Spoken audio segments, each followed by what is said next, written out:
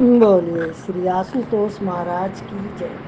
सच्चे दरबार की जय। भगवत प्रेमियों, सभी के हृदय में बसे हुए शुद्ध परमात्मा को शुद्ध हृदय से नमस्कार नमस्कार नमस्कार।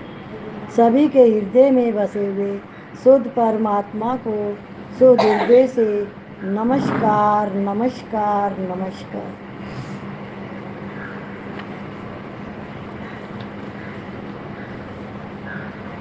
नहीं करते तो उनका निर्वाह दुनिया करती है। कामना की पूर्ति करना हाथ की बात नहीं है, पर कामना का त्याग करना हाथ की बात है। कामना के त्याग से तत्काल शांति मिलती है। गीता के 12वें अध्याय का 12वां श्लोक, त्याग करने में सावधान और होने में प्रसन्न रहो। सब कुछ परमात्मा का स्वरूप है। बीज से सब पैदा होते हैं, पर कोई भी वैज्ञानिक बीज को नहीं बना सकता। जो बीज बोया जाता है उसी से वृक्ष होकर अनेक बीज पैदा होते हैं। परमात्मा संसार मात्र के अव्यय और सनातन बीज है। जैसे हवाई जहाज, ट्रेन आदि तो दिखते हैं, पर उनके भीतर बैठे हुए आदमी नहीं दिखते। ऐसे ही सबके भीतर परमात्मा है। प्रभु में जग उलटी नैन सफल कर, समझदार मनुष्य सब में भगवान को ही देखते हैं। आप सब रूपों में भगवान रूपों में परमात्मा को देखने लग जाओ तो फिर वैसा ही अनुभव होने लग जाएगा जैसा दिखने लग जाए। इसी का नाम है ज्ञान। परमात्मा स्वरूप संसार की सेवा करो, उससे सुख मत चाहो। मुक्ति के सब साधनों में भक्ति सर्वश्रेष्ठ है।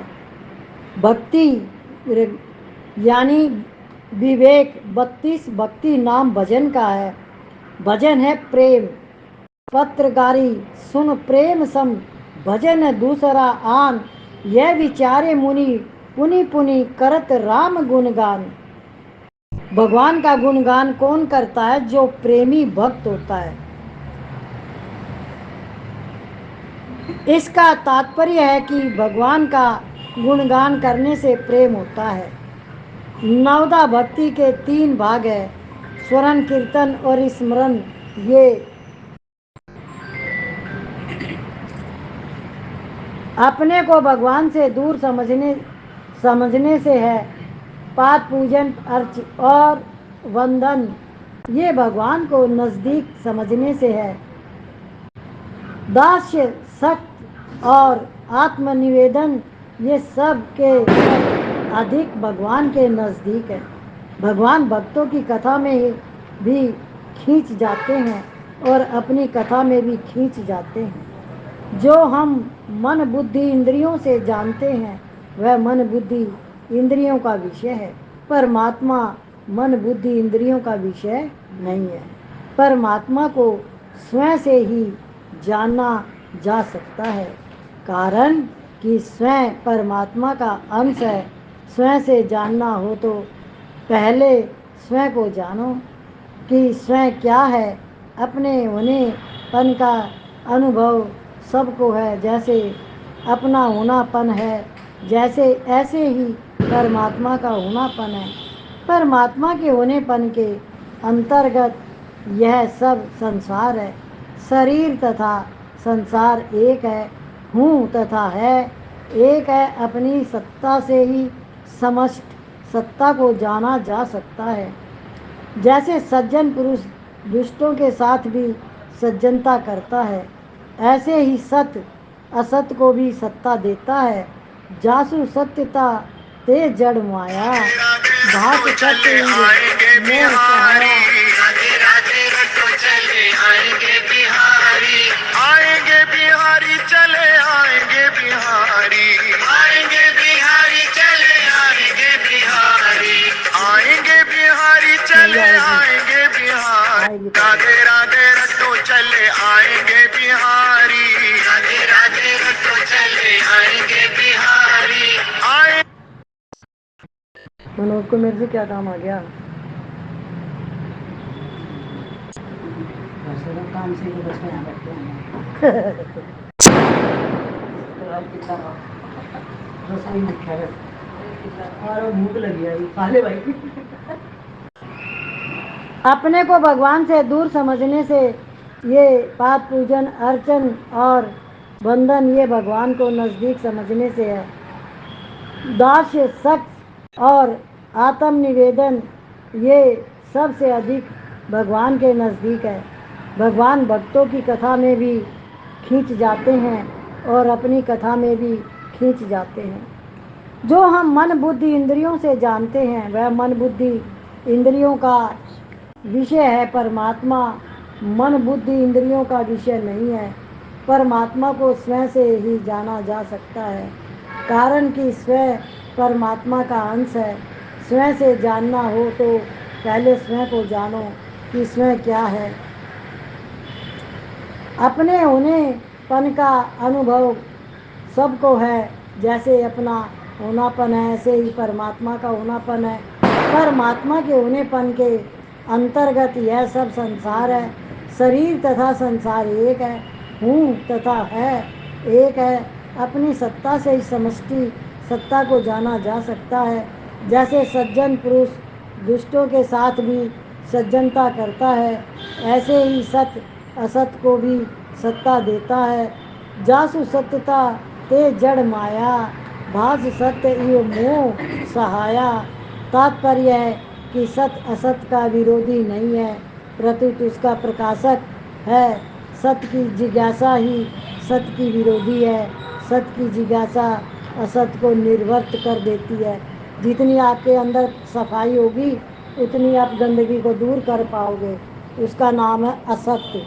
आप जितना सत्य से जुड़ोगे उतना ही असत्य आपसे दूर होता चला जाएगा अपने आप ऑटोमेटिक।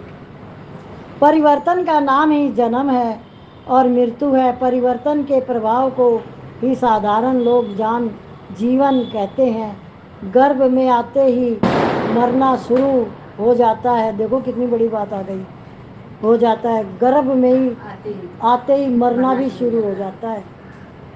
असत अभाव रूप है। संसार में अवगुण है ही नहीं। गुणों की भी कमी अवगुण रूप से दिखती है। अवगुण की सत्ता कैसे, एक बच्चा आता तो कितनी खुशी होती है पर उसकी मृत्यु साथ चल रही है किसी को पता ही नहीं होता। अंदर में कोई सोचना भी नहीं चाहता है ना। शास्त्रों को पढ़ो तो कितनी गहराई है। तो मतलब वो जैसे भगवान राम का जन्म आया तो भोलेनाथ दर्शन करने आए ना, हाँ याद है ना सबको। तो रामायण में पढ़ा मैंने। तो दर्शन करने आए, उनको खुशी हुई क्योंकि वो उनके इष्ट है भगवान राम। विष्णु ने धरा पे जन्म लिया, इष्ट बन के उसके इष्ट बने भोलेनाथ के भगवान राम। तो ऐसे ही कोई भी बच्चा आता, लड़का लड़की से कोई मतलब नहीं है, पर उससे प्रेम करो, उससे मोह मत करो, उससे लगाव मत करो। समझ गए? इसका अर्थ ये है जो ये हमारे सत्संग में वाणी चल रही है। समझ रहे हो इस वाणी का अर्थ? किसको समझ में आया? नहीं आया? है ही नहीं। नित्य निर्वर्त की ही निर्वर्ती होती है। केवल उधर दृष्टि करनी है। ज्ञान अज्ञान नाशक नहीं है, प्रत्युत जिज्ञासा का पूर्वक जो ज्ञान है वही अज्ञान का नाशक है।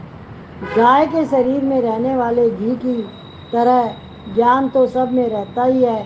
गुरु उसी ज्ञान को जागृत करता है, कोई नया ज्ञान नहीं देता।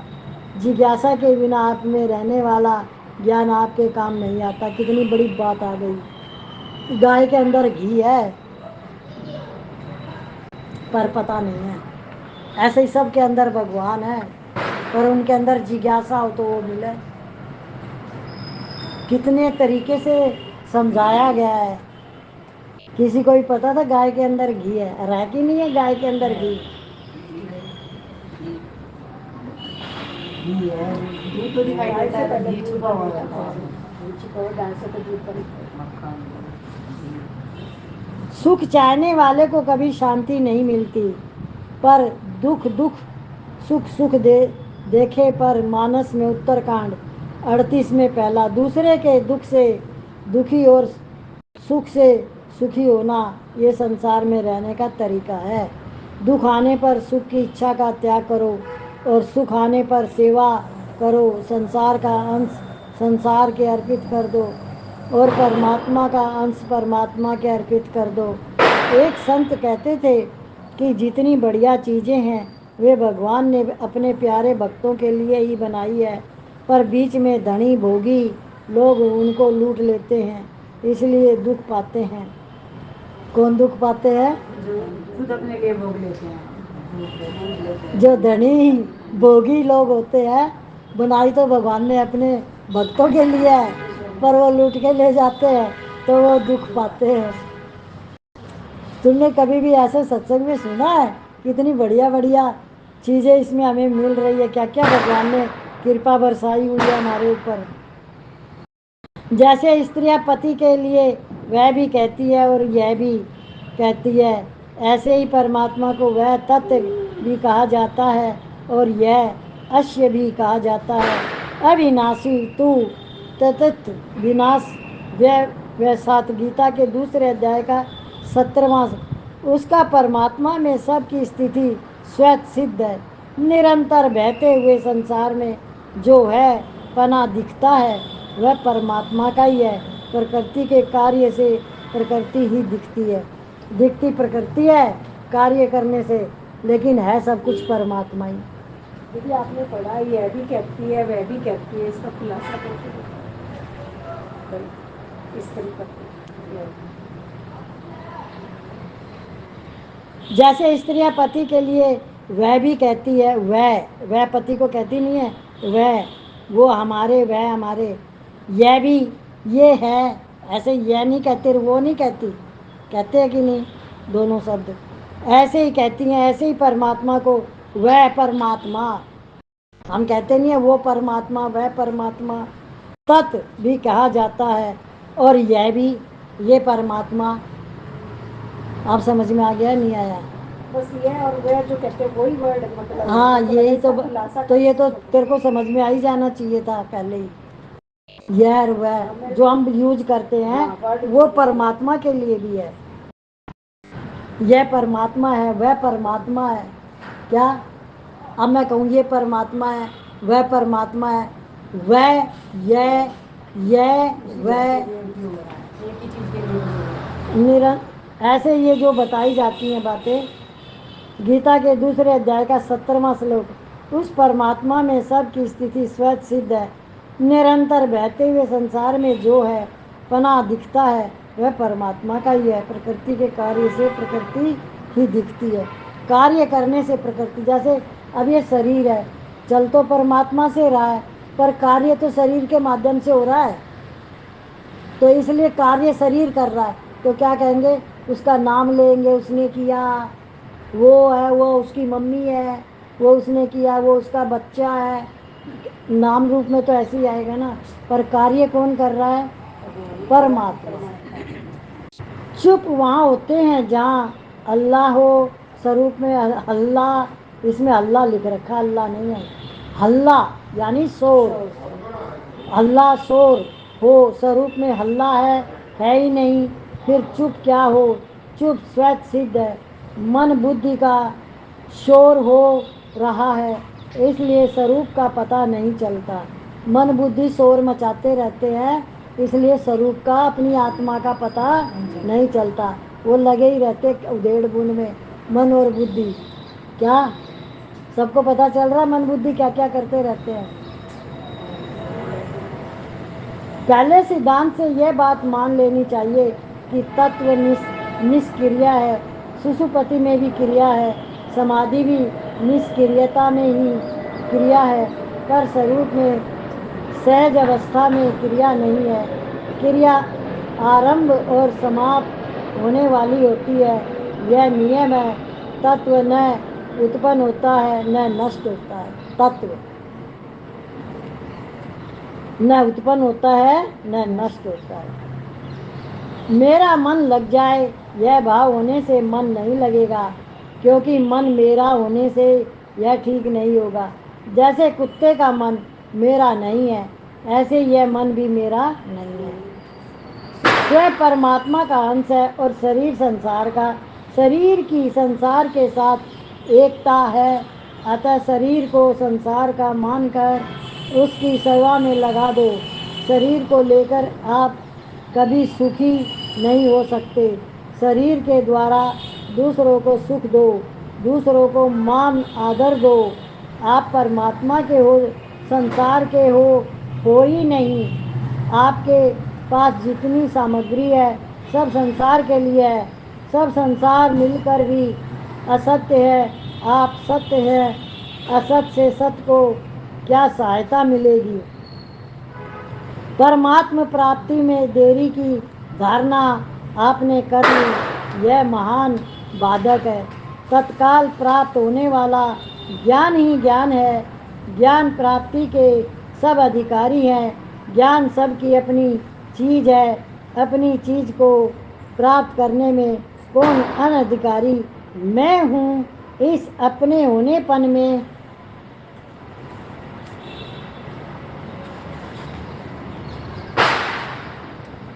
किसी को संदेह नहीं है। मैं नहीं हूँ अथवा मैं हूँ या नहीं, ये दोनों ही बातें नहीं है। यह अपने होनेपन का ज्ञान कभी लुप्त नहीं होता। यह लुप्त ज्ञान है। महाप्रलय में भी यह लुप्त नहीं होता। भूतग्रास एस एवायु भूतवा भूत, ये उसके शब्द है संस्कृत के। गीता के 8वें अध्याय का 19वां श्लोक। गलती यह होती है कि होनेपन के साथ में मन बुद्धि इंद्रियां आदि को मिला लेते हो। जो नहीं बदलता वह मेरा स्वरूप है, जो बदलता है वह मेरा स्वरूप नहीं है।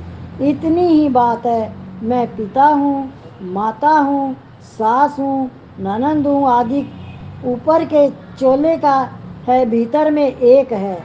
क्या बाहर नाम रूप शरीर के अनेक है, पर अंदर में भगवान एक है। जहाँ श्रद्धा होती है वहाँ तर्क नहीं होता।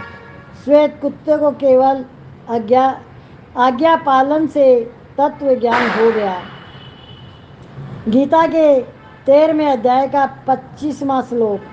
दूसरे मनुष्य इस प्रकार ध्यान योग, सांख्य योग, कर्म योग आदि साधनों को नहीं जानते, पर दूसरे से जीवन मुक्त महापुरुषों से सुनकर ही आप उपासना करते हैं। ऐसे वे सुनने के अनुसार आचरण करने वाले मनुष्य भी मृत्यु को तर जाते हैं। सुन लो अब, कितनी सुनने से भी तर जाते हैं। मतलब सत्संग में आने का लाभ कितना बता दिया। तर जाते हैं। जैसे कोई धनी आदमी का कहना करे तो उसे धन मिलेगा, ऐसे ही तत्वज्ञानी का कहना करे तो तत्व ज्ञान मिलेगा। गुरु ज्ञानी न भी हो तो भी उनकी आज्ञा से ज्ञान हो जाएगा। जैसे पति के आज्ञा पालन से मंदोदरी को वह ज्ञान हो गया जो रावण को नहीं था। वास्तव में वह पति की आज्ञा का पालन नहीं, प्रत्युत भगवान की शास्त्र की आज्ञा का पालन है। तात्पर्य यह हुआ कि साधक की निष्ठा समझते हो ना, निष्ठा ही कल्याण करने वाली है। निष्ठा शब्द पता है ना। निष्ठा यानी तुमने अपने आप को पक्का उसी में लगाया, पक्का कर लिया। निश्चय, निष्ठा, ये शब्द अलग अलग आते हैं, पर निष्ठा थोड़ा और ऊंची श्रेणी में आता है। निष्ठा, निष्ठा में ये भी आएगा जैसे निश्चय कैसे आएगा कि तुमने उसका निश्चय किया। निष्ठा वो है कि जो तुमने किया, निश्चय किया, निष्ठा तुम कर चुके हो। दृढ़ लगेगा जब ये दृढ़ निश्चय होगा, दृढ़ तभी निश्चय। निष्ठा होगा। उस काम को तुमने महत्व दे दिया। तो ये निष्ठा और निश्चय के दो शब्द हैं। किसी को संदेह नहीं है मैं नहीं हूँ अथवा मैं हूँ या नहीं, ये दोनों ही बातें नहीं है। यह अपने होनेपन का ज्ञान कभी लुप्त नहीं होता। यह अलुप्त ज्ञान है। महाप्रलय में भी यह लुप्त नहीं होता। भूतग्राम एवं एवा भूतवा भूतवा प्रलियत, गीता के 8वें अध्याय का 19वां।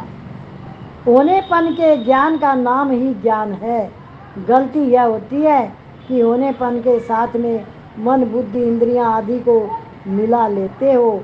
जो नहीं बदलता वह मेरा स्वरूप है, जो बदलता है वह मेरा स्वरूप नहीं है। इतनी बात है। मैं पिता हूँ, माता हूँ, सास हूँ, ननद हूँ आदि ऊपर के चोले हैं, भीतर में एक है।